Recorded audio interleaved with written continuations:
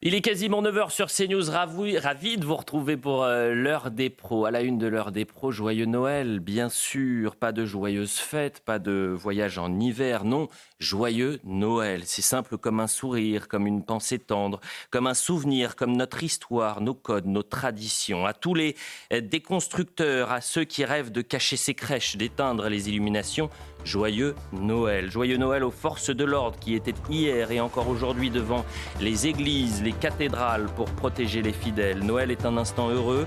J'en veux pour preuve le conte de Philippe de Villiers, sa crèche des civilisations, entendu par 850 000 téléspectateurs vendredi soir, vu près d'1 million de fois sur les réseaux sociaux.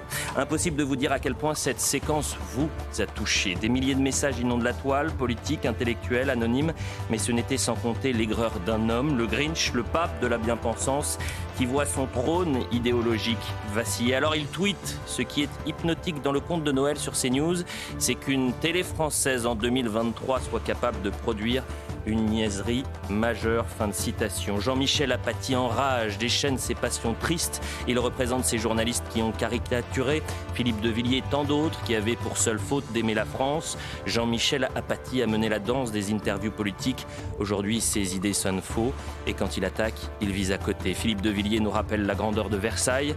Apathy rêve de raser le château. Apathy n'est plus grand-chose et en même temps tout ce que les Français ne supportent plus. Les donneurs de leçons, les faiseurs d'une morale qui ne trouve plus le moindre écho, si ce n'est sur le boulevard Saint-Germain.